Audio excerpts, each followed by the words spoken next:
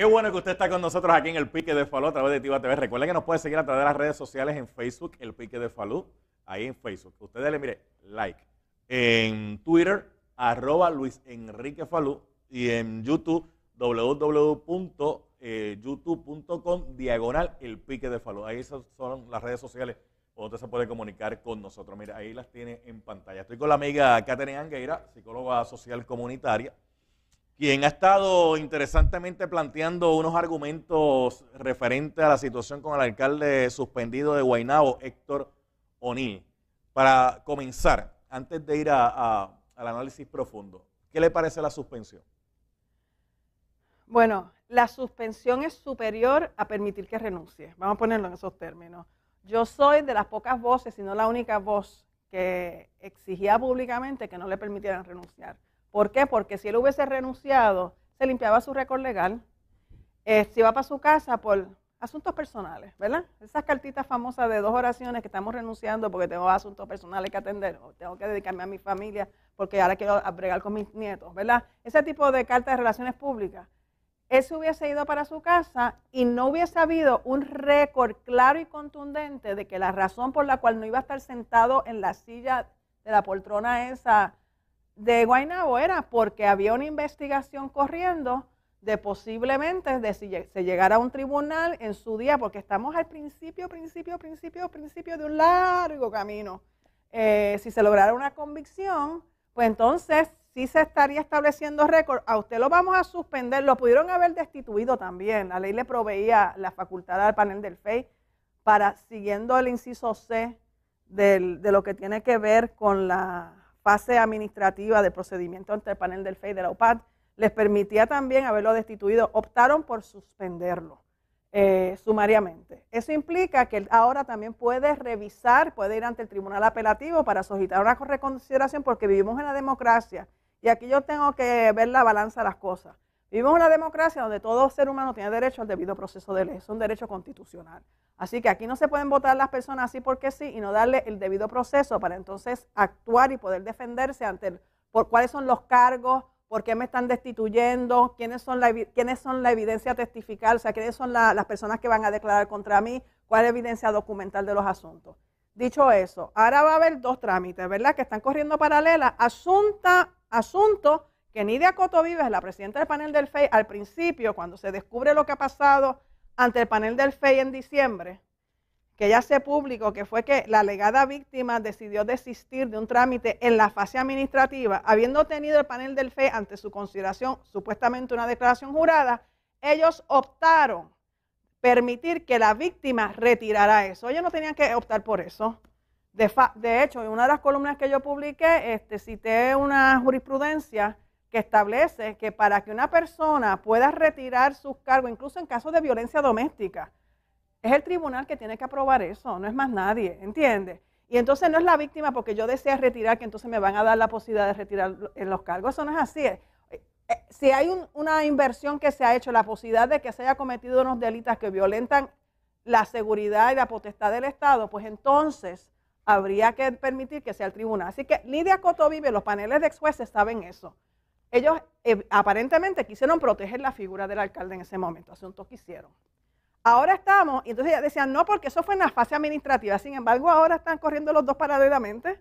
Tan pronto ya recibió la declaración jurada, la evidencia que pueda tener que le suple el Departamento de Justicia, asunto que ya pudo haber activado esa investigación también.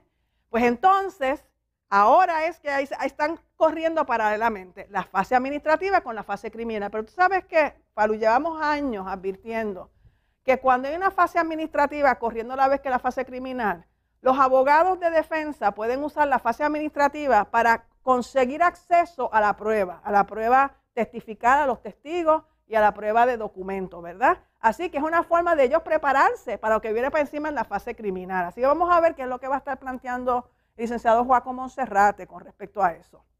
Lo otro, por ahí está corriendo un runruneo de un exsecretario de Justicia que sin diciéndolo, lo que está planteando es que ese inciso C de esa fase del panel del FEI que permite esa suspensión, incluso la destitución, pudiese ser, él no lo está diciendo así de claro como lo voy a decir yo, pudiese estar cuestionándose si eso sigue los rigores de la Constitución de darle el debido proceso de ley antes de llegar a esa fase de la suspensión. Deja ver si es el mismo exsecretario de Justicia y si es lo mismo que yo escuché. Él plantea, él dice, ok, lo suspenden sumariamente, él puede ir al Tribunal de Apelaciones a apelar la determinación de la suspensión, pero como la investigación es confidencial, como él se defiende de algo sin tener acceso a la prueba que tiene para que la tienen en su contra. Claro, por eso te dije que el debido proceso de ley requiere un descubrimiento de prueba, y ahí es que entonces se podría abrir esa caja de Pandora en ese trámite. Que para yo poder defenderme, yo necesito saber que ustedes tienen,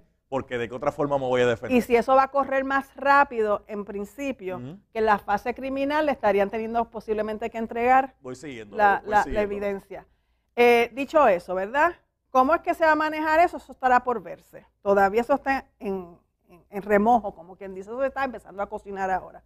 Lo que sí yo tengo que cuestionar es, y lo estoy haciendo desde mi columna que publiqué en el periódico El Vocero esta semana, es cuando yo descubro y escucho que la secretaria de Justicia, Wanda Vázquez, dentro de los 20 cargos que se anuncian en su comunicado de prensa, que ella recomienda al panel del FEI que pudiesen explorar la posibilidad de acusarlo, dentro de esos 20 cargos hay cargos por violencia doméstica, artículo 3.1 y 3.5 y creo que 3.4. ¿Qué es lo que implica eso?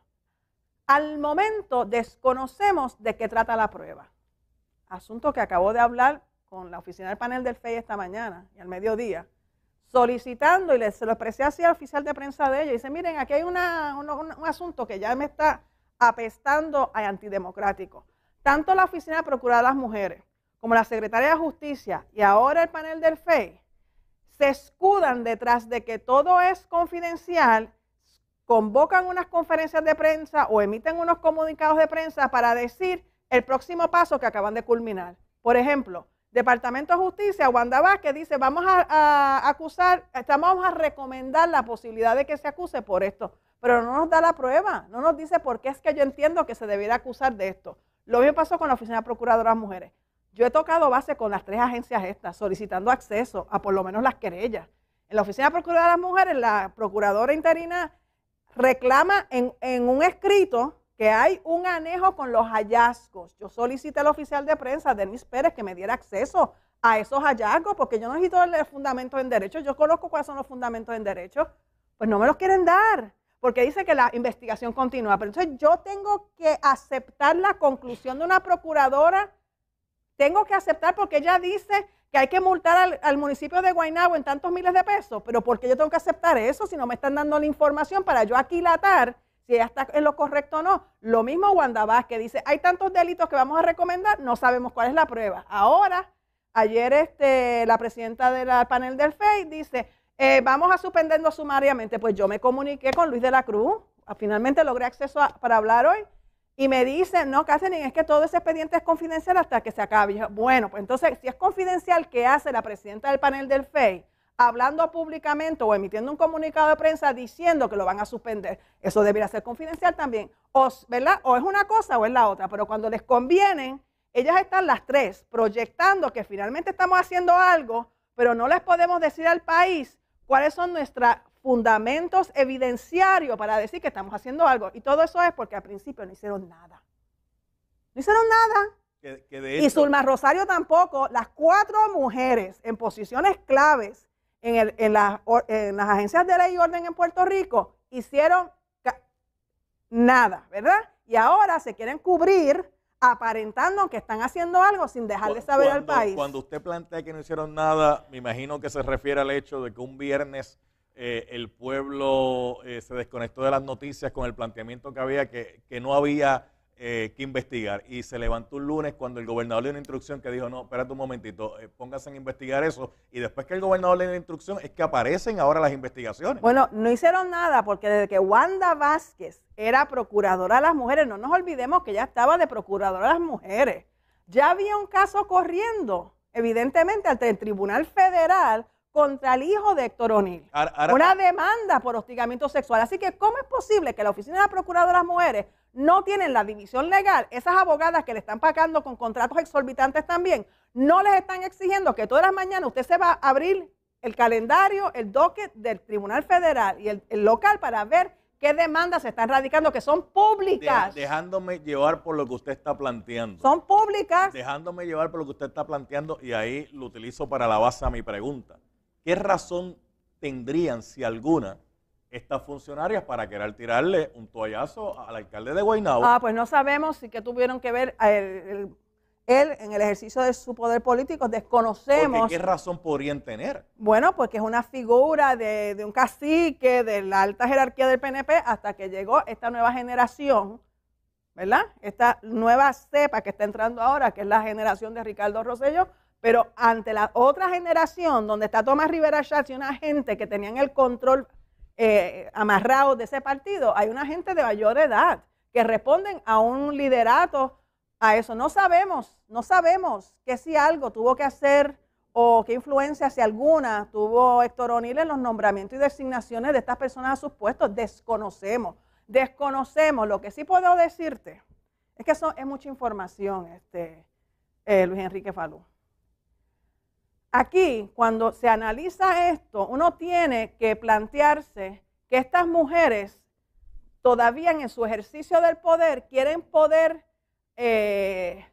favorecer o proteger a la gente de su propio partido. Vamos a hablar de Cucuza, Zaida Hernández, ¿verdad? Zaida Hernández, cuando en los 90 yo ayudé a una mujer, y esto es información pública, que alegaba ser víctima de hostigamiento sexual y de violación por parte de Ramón Luis Rivera Padre. Esta película ya yo la vi en los 90. Zaida Cucuza Hernández es de las primeras que salió por la radio criticándome que eso era mentira, que si yo me vendía al mejor postor. ¿Cuándo eso era presidenta de la Cámara? Cuando no recuerdo si ya era presidenta, eso fue en los 90. Okay. Los 90. No recuerdo qué posición ella tenía. Pero en ese momento ya salió criticándome severamente. Sin embargo, ahora, ¿por qué ella está criticando a Héctor O'Neill? ¿Por qué hay otro politólogo que critica todos los días a Héctor O'Neill? Ubíquense, ¿a quién Héctor O'Neill favorecía en las primarias? A Pedro Pierluisi, ¿no es así? Esa historia yo me la perdí o no, eso no era así. Así que ahora es bien fácil tirarle al alcalde que no respaldó a Ricardo Rosselló, pero ¿quién fue el alcalde que dirigió la campaña primarista de Ricardo Rosselló? ¿Quién fue? Ramón Luis Rivera Padre. Así que no me vengan ahora con la historia que de repente se están pronunciando en contra del hostigamiento sexual en el trabajo, de las alegaciones que un alcalde pudiese tener sobre sus espaldas, ese tipo de actuación. Se me acaba el tiempo, pero antes que Catherine Angueira se retire de este programa, le quiero hacer una pregunta referente al plebiscito. Así que no se me va a retirar todavía. Mientras estábamos haciendo esta entrevista, le preguntamos a la gente, vamos a ver si podemos poner la pregunta del sondeo en pantalla.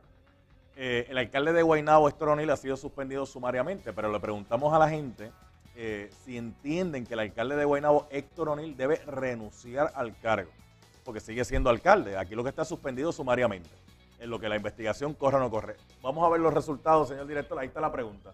Mire, la pregunta, ¿crees que el alcalde de Guaynabo debe renunciar al cargo luego de ser suspendido por la oficina del panel del fiscal especial independiente? Hay un 97.06% dice que sí, un 2.94% de la audiencia dice que no. Yo me uno al no, por lo mismo que dije al principio. O sea que en el 2.94 del no tenemos que añadirle el voto mío, porque vuelvo y repito, si renuncia, entonces todo el curso de acción administrativo se torna académico. Esa es la pregunta. El administrativo, pero el criminal no necesariamente. Bueno, por eso, pero aún así no sabemos, y déjame acabar este pensamiento. De las denuncias que yo estoy haciendo es que Wanda Vázquez, cuando sugirió posibles cargos a los fiscales especiales independientes que evaluaran, es violencia doméstica. ¿Y ustedes saben qué? Que Wanda Vázquez fue procuradora de las mujeres en el 2011, cuando bajó una decisión del Tribunal Supremo de Puerto Rico en un caso donde una mujer que en ese momento había tenido una relación extramarital que se llama adúltera, según la opinión, ¿verdad? Unas relaciones adulterinas, dice la opinión. Había tenido con un señor, y ese señor, ella alegaba que le había violentado su espacio, su espíritu, whatever. Ese caso llega al Tribunal Supremo, y el Tribunal Supremo se divide en 3 votos a favor y 3 votos en contra, subsistiendo entonces la opinión del apelativo que decía que la Ley 54 no cobija a las parejas que tienen relaciones adulterinas. Por ende, Wanda Vázquez sabe eso. porque Wanda Vázquez en el 2011 participó de esa discusión pública. Ella sabe que está recomendando unos cargos que ella sabe se va a tener que relitigar ante el Tribunal Supremo de Puerto Rico si la Ley 54 cobija o no las relaciones adulterinas. Sin embargo, Wanda Vázquez pudo haber recomendado, y yo exhorto al panel del fiscal especial independiente y a los fiscales que supuestamente son independientes, que consideren tirar al zafacón la posibilidad de las acusaciones de violencia doméstica, a menos que sea la esposa que finalmente va a dar un paso al frente. Y acusen por agresión sexual el artículo 130 del Código Penal. Qué clase de pique, señoras y señores. Voy a hacer la pausa. Viene por ahí Roberto Rivera, que va a estar con nosotros acá en el programa. También viene el licenciado Manolo Santiago, porque usted sabe que últimamente está todo el mundo pendiente a esto del título 3, que es la quiebra, pero como no hay quiebra para el territorio, pues le pusieron título 3. Pero más o menos es lo mismo, buscan la protección del Estado ante los acreedores. Pero usted sabe que el ciudadano común y corriente sí tiene el derecho a la ley de quiebra. De hecho, cuando se legisló la ley de quiebra fue con el propósito de proteger a los consumidores de los acreedores, ¿verdad? En un momento determinado que uno tenga un problema, no pueda pagarlo o algo, pues un proceso bien doloroso, un proceso bien tedioso, un proceso que no mucha gente entiende. El licenciado Manolo Santiago nos lo va a explicar aquí en el programa más adelante. Regresamos en breve.